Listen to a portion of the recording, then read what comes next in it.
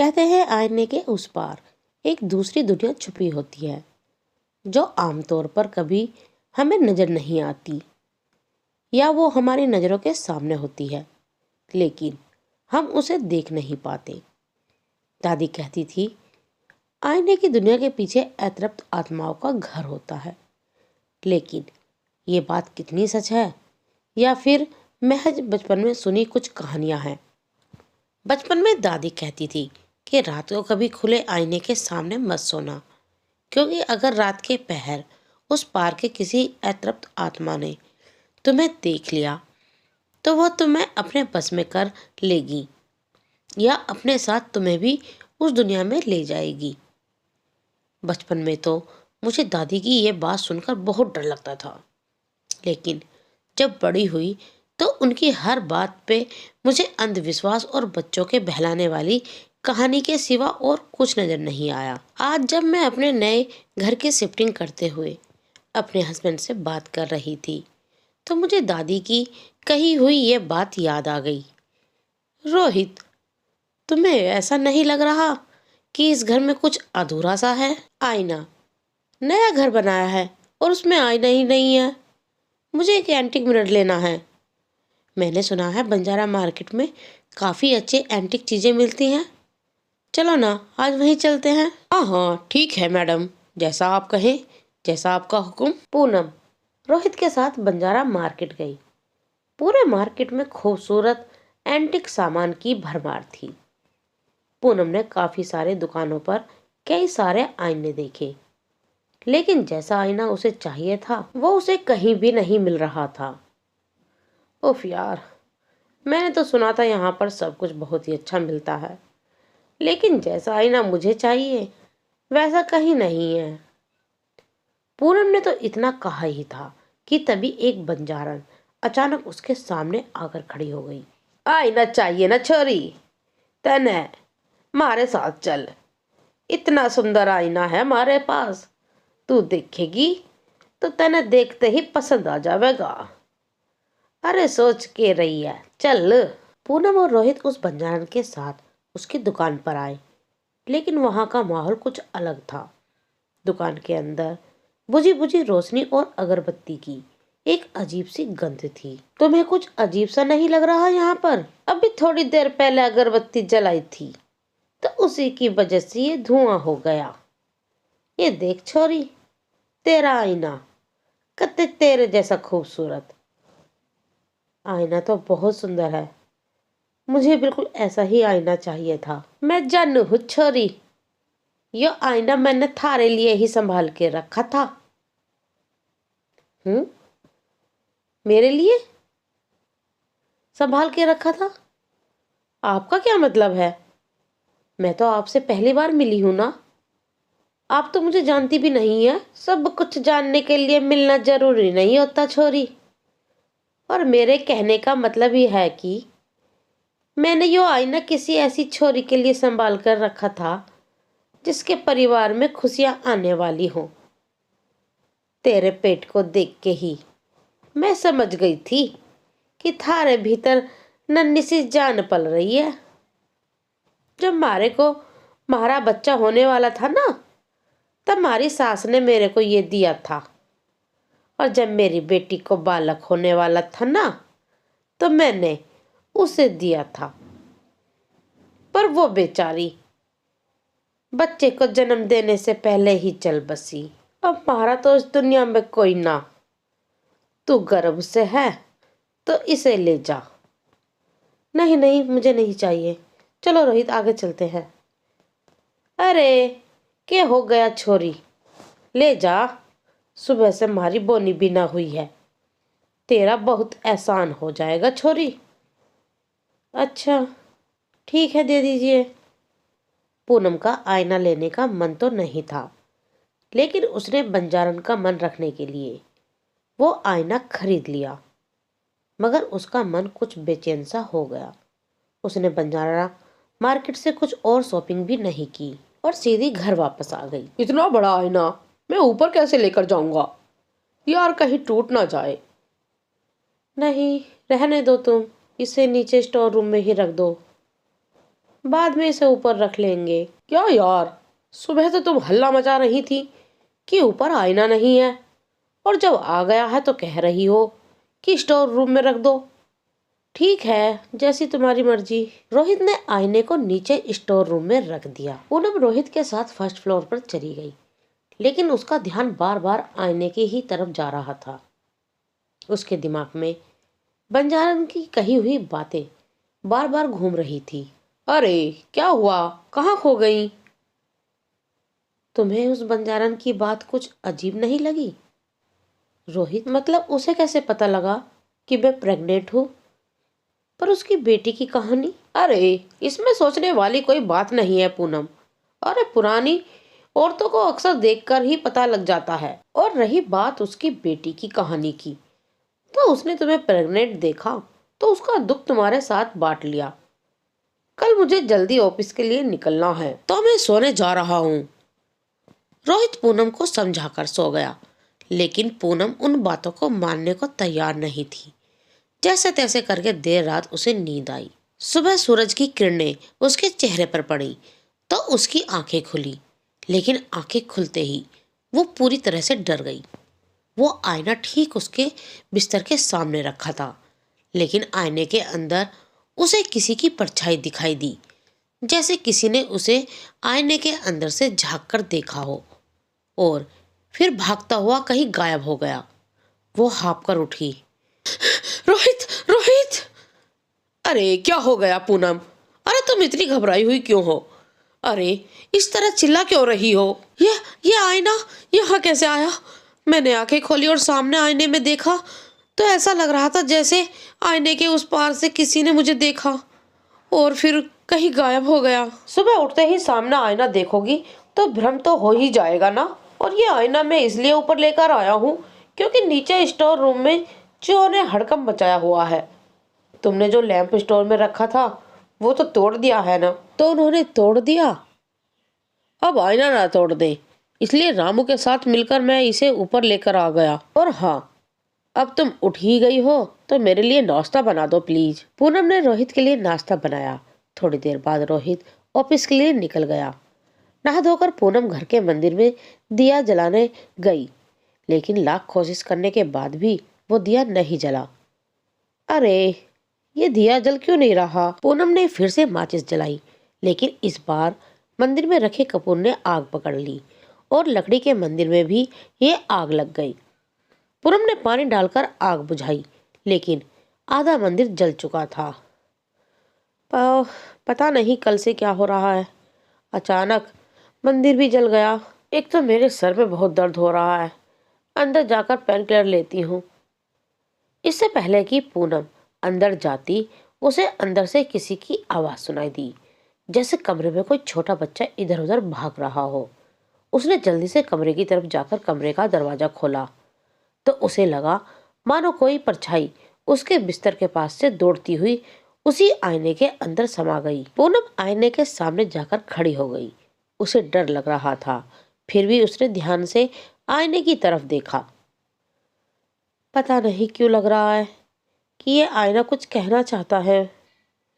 इसे देखकर दादी की कही हुई बातें याद आ रही हैं कि आईने के उस पार जरूर किसी का घर है। पूनम ने यह कहते हुए आईने को हाथ लगाया।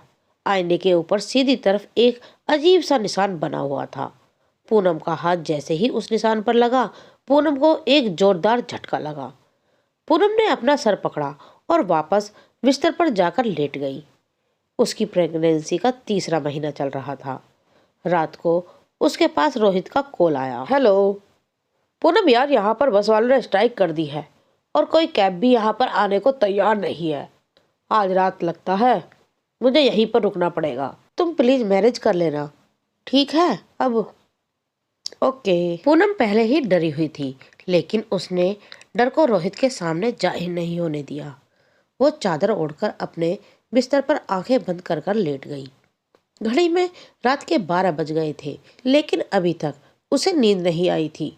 थोड़ी देर बाद उसकी हल्की आंख लग गई, लेकिन तभी उसके कानों में किसी की फुसफुसाहट की आवाज पड़ी, जैसे कोई छोटा बच्चा बड़ी ही भयानक आवाज में कोई राइम गाता हुआ उसके पास आ रहा हो। Twinkle twinkle little star, how I wonder what you are. तभी उसकी नजर सामने आईने पर पड़ी और आईने के अंदर का भयानक दृश्य देखकर पूनम की रूह कांप गई।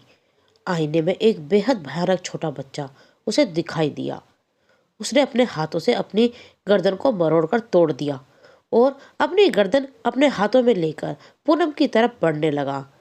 डर के मारे पूनम का पूरा शरीर पसीने से भीग गया और वह जोर से चिल्लाई और उसने रूम की लाइट ऑन कर दी, लेकिन लाइट ऑन ही नहीं हुई। पूनम ने एसी की तरफ देखा तो वह बंद था। लगता है लाइट चली गई है। और दादी ठीक कहती थी, बिस्तर के आगे कभी भी आईना नहीं रखना चाहिए। आईना बिस्तर के सामने से हटा देती हूँ, बहुत अजीब अजीब भ्रम हो रहे हैं इससे मुझे। पूनम अपने बिस्तर से उठकर आईने की तरफ गई। उसने दोनों हाथों से आईना पकड़ा और उसे दूसरी तरफ रखने की कोशिश करने लगी, लेकिन आईना उससे हिल ही नहीं रहा था, जैसे वो खुद ही उसके बिस्तर के सामने से कहीं जाना ही नहीं चाहता था। पूनम ने 2-3 बार कोशिश की, लेकिन तभी अचानक आसमान से जोरदार बिजली कड़की और जैसे ही वो रोशनी आईने के ऊपर पड़ी तो आईने के अंदर का नज़ारा देखकर पूनम की रूह कांप गई। आईने में एक पूरी तरह जख्मी औरत दिखाई दे रही थी, जो गर्भ से थी, जिसका चेहरा घूंघट से ढका हुआ था और उसके साथ एक बच्चा जिसका पूरा शरीर जख्मों से छलनी हो चुका था और कपड़े खून से भरे हुए थे। लेकिन जब पूनम ने ध्यान से देखा तो उस बच्चे का सिर नहीं था। उसने अपने सिर को अपने हाथों में पकड़ा हुआ था, जो बेहद ही भयानक तरीके से मुस्कुरा रहा था। तभी दोबारा से बिजली कड़की और इस बार आईने में रोशनी पड़ी तो आईने के भीतर कुछ भी नहीं था। पूनम ने राहत की सांस ली, लेकिन जैसे ही वो पीछे मुड़ी तो वही औरत और उसका सर कटा हुआ बच्चा उसके सामने खड़ा हुआ था। पूनम बुरी तरह घबरा गई और जोर से चिल्लाई, लेकिन वहां उसकी मदद करने वाला कोई भी नहीं था। उन दोनों ने कसकर पूनम के हाथ को पकड़ लिया। पूनम खुद को बचाने के लिए झटपटाई और जोर जोर से चिल्लाने लगी। तभी उस औरत ने अपने हाथ से पूनम को गर्दन से ऊपर उठाकर दूर फेंक दिया और अचानक वो दोनों पूनम के सामने से कहीं गायब हो गए और फिर उसी आईने के भीतर समा गए। पूनम ने अपने हाथ में पकड़ा फूलदान आईने पर दे मारा। वो फूलदान जमीन पर गिरकर चकनाचूर हो गया, लेकिन उस आईने का कोई नुकसान नहीं हुआ। यह देखकर पूनम और ज्यादा घबरा गई। वो कमरे के एक कोने में रोती हुई दुबक कर बैठ गई। तभी घर का दरवाजा लॉक हुआ। पूनम, गेट खोलो, गेट खोलो पूनम। रोहित की आवाज सुनकर पूनम थोड़ी शांत हुई। पूनम दरवाजा खोलने के लिए बाहर की तरफ दौड़ी, लेकिन तभी पीछे से किसी ने पूनम के पैरों को पकड़ लिया और उसे पेट के बल गिरा दिया। पूनम जोर से चिल्लाई, पूनम, पूनम, पूनम, क्या हुआ तुम्हें? पूनम। पूनम पूरी जान लगाकर उस हाथ से अपना पीछा छुड़ाने की कोशिश कर रही थी, लेकिन वो हाथ अपने नाखूनों की पकड़ उसके पैर पर बनाए हुए था। पूनम हिम्मत करके आगे बढ़ी तो उस हाथ ने उसके पैर के मांस को नोच डाला, लेकिन अपने पेट पर हाथ रखकर जल्दी वो कमरे से बाहर भागी। उसके पैर से खून बह रहा था। उसने बाहर जाकर दरवाजा खोला, लेकिन सामने रोहित नहीं था। रोहित, देखो तुम मुझे डराने के लिए छुप गए हो ना, तो प्लीज ऐसा मत करो, मेरे सामने आ जाओ। पूनम ने बार बार रोहित का नाम लेकर आवाज लगाई, लेकिन वहां पर कोई नहीं था। वापस कमरे में जाने की पूनम की हिम्मत नहीं हो रही थी। उसने लैंडलाइन से रोहित के पास कॉल किया। हेलो हेलो, तुम अभी अभी घर आए थे ना? रोहित, तुम दरवाजा खटखटा रहे थे ना? तुम कहाँ पर हो? क्या? अरे शाम को तुम्हें बताया तो था मैंने कि बस की स्ट्राइक है, इसलिए मैं घर नहीं आ सकता। क्या? तो फिर दरवाजा खटखटाकर तुम्हारी आवाज में कौन बोल रहा था? Twinkle twinkle little star, how I wonder what you are. Poonam के कानों में फिर से बच्चे की वही भयानक आवाज पड़ी और अचानक कॉल भी डिस्कनेक्ट हो गया। Hello hello hello Rohit. अंदर पूनम के फोन पर रिंग हुई, लेकिन वो अंदर नहीं जाना चाहती थी। पर ना चाहते हुए भी उसके पैर अपने आप कमरे की तरफ बढ़ने लगे। उसने खुद को रोकने की बहुत कोशिश की, लेकिन वो अपने आप को रोक नहीं पाई। वो कमरे में गई। उसके कमरे में जाते ही कमरे का दरवाजा अपने आप बंद हो गया और कमरे में बच्चे की वही भयानक आवाज गूंज उठी, twinkle twinkle little star how I wonder what you are.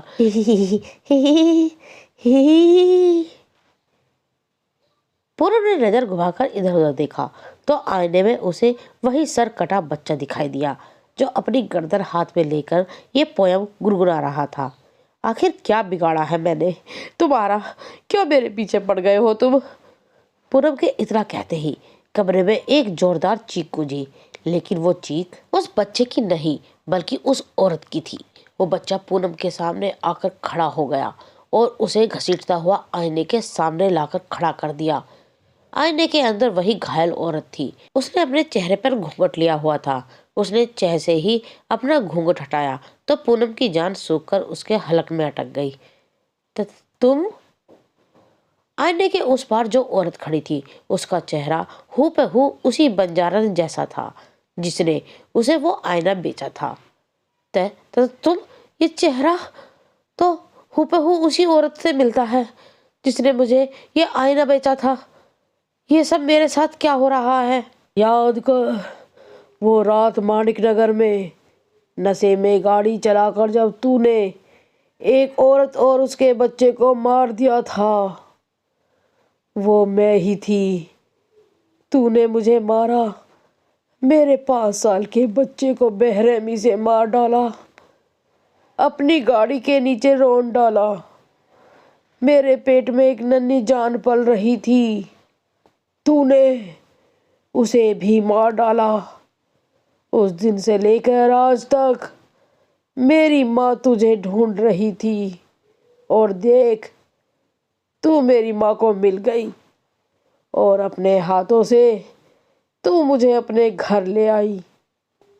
जब तू वहां से भाग रही थी ना, तब देख लिया था मेरी माँ ने तुझे और उस दिन से वो बस तेरा ही इंतजार में थी। बंजारन भागकर आ रही है अपनी प्रेग्नेंट बेटी और नाती के पास जिनका एक्सीडेंट हो गया है। बच्चे का सर धड़ से अलग हो गया है। उसने पूनम का चेहरा देख लिया, लेकिन पूनम भाग गई वहां से। मारे नाती को मार डाला। पर तू चिंता ना कर मेरी बच्ची, मैं तुझे कुछ नहीं होने दूंगी। बंजारन का नाती तो पहले ही मर चुका था, लेकिन उसने अपनी बेटी और उसके पेट में पल रहे बच्चे के लिए जल्दी से एम्बुलेंस के पास फोन किया। लेकिन जब तक एम्बुलेंस वहां पहुंचती तब तक उसकी बेटी की जान भी जा चुकी थी। बंजारन उसका पार्थिव शरीर को अपने घर में लेकर आई। उसके ऊपर दुखों का इतना बड़ा पहाड़ टूट गया था कि वो अपने आंसुओं को रोक नहीं पा रही थी। इस दुनिया में थारे सिवा हमारा कौन था? मेरी बच्ची, मेरा नाती, तेरे पेट में पलने वाला बालक ना मार गई। पर मैं उसे जिंदा न छोड़ूंगी। अपना बदला तुझसे खुद लेगी छोरी। बस एक बार मैंने मिल जाए, उसकी जिंदगी तो मैं बर्बाद कर दूंगी।